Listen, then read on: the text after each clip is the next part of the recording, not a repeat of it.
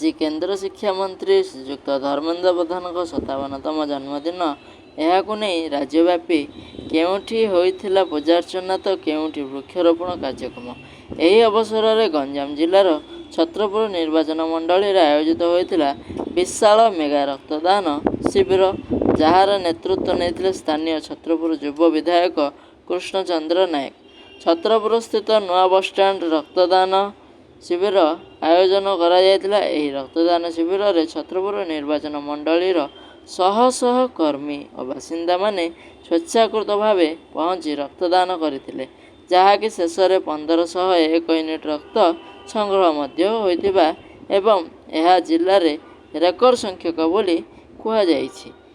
ବର୍ତ୍ତମାନ ଗ୍ରୀଷ୍ମ ପ୍ରବାହ ଅଧିକ ରହିଥିବା ବେଳେ ବିଭିନ୍ନ ମେଡିକାଲରେ ରକ୍ତର ଘୋର ସଂକଟ ଦେଖିବାକୁ ମିଳିଛି। ବିଶେଷ କରି ଏମ୍କେସିଜିରେ ମେଡିକାଲର ରକ୍ତ ଭଣ୍ଡାରରେ ମଧ୍ୟ ରକ୍ତର ଅଭାବ ଯୋଗୁଁ ରୋଗୀମାନେ ନାହିଁ ନଥିବା ଅସୁବିଧାର ସମ୍ମୁଖୀନ ହେଉଛନ୍ତି। କେବଳ ଏମ୍କେସିଜି ନୁହେଁ, ବରଂ ସାରା ରାଜ୍ୟରେ ମଧ୍ୟ ରକ୍ତ ସଂକଟ ଦେଖିବାକୁ ମିଳିଛି। ଆଉ ଏହାକୁ ଦୃଷ୍ଟିରେ ରଖି ଏଭଳି ବିଶାଳ ରକ୍ତଦାନ ଶିବିର ଆୟୋଜନ କରାଯାଇଛି।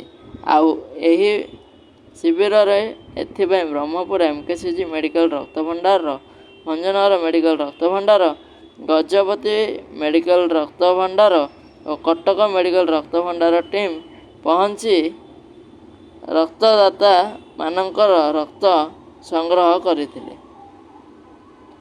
ଆଗାମୀ ଦିନରେ ମଧ୍ୟ ଏଭଳି ରକ୍ତଦାନ ଶିବିର ଆଗକୁ ଜାରି ରହିବ ବୋଲି କହିଛନ୍ତି ଛତ୍ରପୁର ବିଧାୟକ। ଏହି ଅବସରରେ ଆୟୋଜିତ ଶିବିରକୁ ବିଧାୟକଙ୍କ ପ୍ରତିନିଧି ମନୋଜ ନାୟକ, ବିଜେପି ବିଧାୟକ ଗଞ୍ଜାମ ଜିଲ୍ଲା ସାଧାରଣ ସମ୍ପାଦକ ଏନ୍ ଦୁର୍ଯ୍ୟୋଧନ ରେଡ୍ଡି, ବିଜେପି ଜିଲ୍ଲା ସଭାପତି ସରୋଜ ସାବତ, ସାଂସଦ ପ୍ରତିନିଧି ସନ୍ତୋଷ ରେଡ୍ଡି, ଆଶୁତୋଷ ମହାପାତ୍ର, ଭାସ୍କର ବେହେରା, ପ୍ରଦୋଷ ବେହେରା, ଉଦୟ ନାୟକ, ଯୁବ ମୋର୍ଚ୍ଚା ସଭାପତି ସୁରେଶ ରେଡ୍ଡି, ବିଶିଷ୍ଟ ସମାଜସେବୀ କୃଷ୍ଣଚନ୍ଦ୍ର ନାୟକ ମହାରାଜ, ଗୋପାଳପୁର ପୋର୍ଟ ଟ୍ରକ୍ ୟୁନିୟନର ସଭାପତି ଭାସ୍କର ରେଡ୍ଡିଙ୍କ ନେତୃତ୍ୱରେ ସମସ୍ତ ସଦସ୍ୟ ପହଞ୍ଚି ରକ୍ତଦାନ କରି ସହଯୋଗ କରିଥିଲେ। ବରିଷ୍ଠ ବିଜେପି ନେତୃବୃନ୍ଦ, ଯୁବନେତା ଓ ସମସ୍ତ ମଣ୍ଡଳ ସଭାପତି, ବିଭିନ୍ନ ପଞ୍ଚାୟତର ସରପଞ୍ଚ ଓ ସମିତି ସଭ୍ୟଙ୍କ ନେତୃତ୍ୱରେ ଶତାଧିକ ଲୋକ ପହଞ୍ଚି ରକ୍ତଦାନ କରିଥିଲେ। ଗଞ୍ଜାମ ଜିଲ୍ଲା ପ୍ରତିନିଧି କୃଷ୍ଣଚନ୍ଦ୍ର ସାମନ୍ତରାୟଙ୍କ ରିପୋର୍ଟ, ଗଞ୍ଜାମ ଆଞ୍ଚଳିକ ଖବର। ଆଜି ଓଡ଼ିଶା ପ୍ରଦେଶରେ ଭାରତୀୟ ଜନତା ପାର୍ଟିକୁ ସରକାର ଆଣିଥିବା ଏବଂ ମୁଖ୍ୟ ବିନ୍ଧାଣୀ ସାଜିଥିବା ଏହି ତାଳଚେର ମାଟିର ପୁତ୍ର ଉଜ୍ଜଳା ମ୍ୟାନ, ଓଡ଼ିଶା ରତ୍ନ କେନ୍ଦ୍ରମନ୍ତ୍ରୀ ଧର୍ମେନ୍ଦ୍ର ପ୍ରଧାନଙ୍କର ଆଜି ଜନ୍ମଦିନ।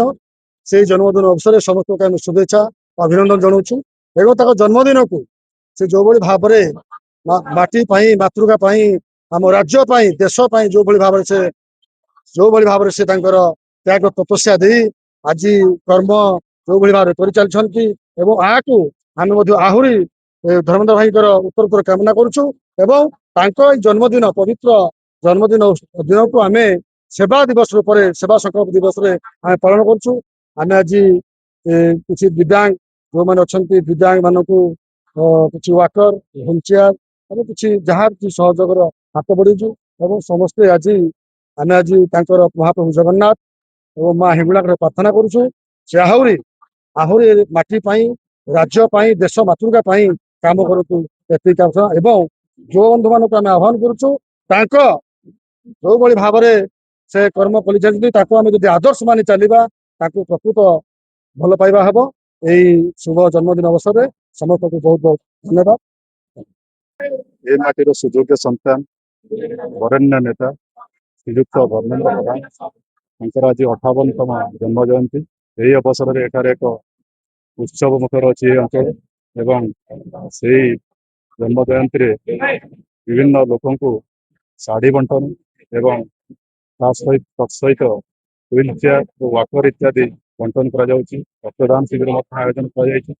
ଏଥିରେ ମୁଁ ସାମିଲ ହୋଇଥିବାରୁ ମୁଁ ମଧ୍ୟ ନିଜକୁ ଧନ୍ୟବାଦ ଦେଉଛି।